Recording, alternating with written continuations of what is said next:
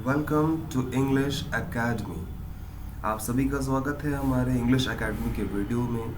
इससे पहले भी हमने कुछ वीडियोस डाले थे ग्रामर के ऊपर। आज हम वर्ड्स के ऊपर इस वीडियो को लाए हैं।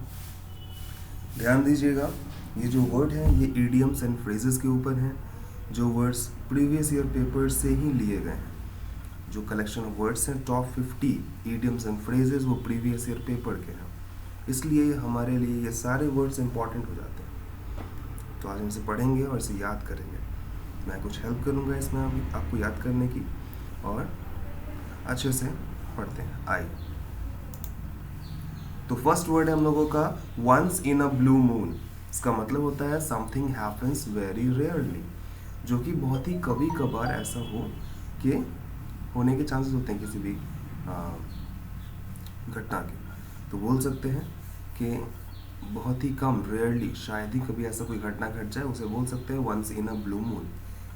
Beating around the bush, beating. और सेकंड है हम लोगों का बीटिंग अराउंड द बुश। इसका मतलब होता है to avoid the main topic, मतलब मुद्दे की बात से हटकर कोई बात करना। थर्ड है chip on your shoulder, when someone is upset about something that happened a while ago। कुछ समय पहले घटी कोई घटनाओं पे अगर कोई दुखी होता है तो उसे बोलते हैं chip on your shoulder. Cry over spilled milk, इसका मतलब पता ही होगा। इसका मतलब बहुत ही ईजी है, कंप्लेनिंग अबाउट अ लॉस और फेलियर फ्रॉम द पास्ट। मतलब पास्ट में कोई लॉस हो गया, उसके ऊपर हम लोग कंप्लेन कर रहे होते हैं। Spill the beans, spill the beans, beans को बाहर निकालने के सेंस में ये बोलना चाहता है। इसका मतलब किसी भी सीक्रेट को रिवील कर देना। नेक्स्ट है piece of cake, something that is easy to understand और डू। कोई भी ऐसा चीज़ जो समझना आसान हो या उसे करना आसान हो। Blessing in disguise, blessing in disguise का मतलब होता है something good and useful that did not initially seem that way। Starting में ही भले वो अच्छा ना लग रहा हो, बट वो सही में अच्छा और यूजफुल था। कम हेल और हाई वाटर, इसका मतलब होता है possible obstacles in your path, है ना। इसका मतलब तो नेक्स्ट है हम लोगों का when taste of your own medicine. इसका मतलब होता है when someone receives the same treatment usually negative that he or she gives to others। इसका मतलब दूसरे से, जो दूसरे से हम लोग बिहेव करते हैं गलत, नेगेटिव बिहेव, वही सेम बिहेव हमें मिलता है।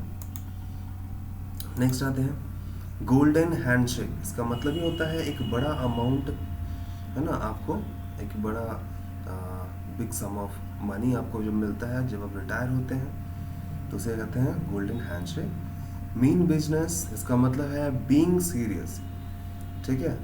जब सीरियस होते हैं या फिर किसी काम के प्रति डेडिकेटेड होते हैं उसे कहते हैं मीन बिजनेस। उसके बाद आते हैं हम लोग एप्पल ऑफ वंस आई। इसका मतलब क्या होता है? इसका मतलब होता है किसी के लिए बहुत ही ज़्यादा प्रिय होना। The best of both world's, the benefit of widely different situations enjoy at the same time. एक ही समय में दो अलग अलग चीज़ें, उनका भी बहुत ही बेस्ट वाला पार्ट एंजॉय करना, उसे कहते हैं the best of both worlds. Feeling a bit under the weather, इसका मतलब फीलिंग स्लाइटली इल, बीमार फील करना अपने आप को। Icing on the cake, something that turns good into great. Icing on the cake का मतलब होता है गुड को ग्रेट में कन्वर्ट कर देना। Cost and arm and a leg, be very expensive. Next आते हैं jump the band wagon, band wagon to join a popular activity और ट्रेंड। आगे आते हैं बॉल इन योर कोर्ट, इसका मतलब होता है when it is up to you to make the next decision और स्टेप। मतलब अब आपके हिस्से में बॉल है, अब आप चाहें जैसे भी उसे चला सकते हैं, आपके ऊपर डिसीजन लेना है। Bite off more than you can chew, है ना, to take up a task which you may not be able to accomplish. Due to lack of ability. कहते हैं वो काम करने के लिए तैयार हो जाना जो आपसे कंप्लीट ना हो पाए। नेक्स्ट आते हैं, कैनॉट जज a book by its cover. Cannot जज समथिंग प्राइमरीली ऑन अपीयरेंस, मतलब स्टार्टिंग से ही किसी को देखकर हम जज नहीं कर सकते कि वो कैसा हो। तो ये थे हमारे 20 वर्ड्स। बाकी के 30 वर्ड्स आपके नेक्स्ट वीडियो में मिल जाएंगे आपको। तब तक के लिए इन सारे वर्ड्स को रिवाइज करते रहिए और हमारे वीडियो को लाइक कीजिए, शेयर कीजिए और सब्सक्राइब कीजिए। Thank you.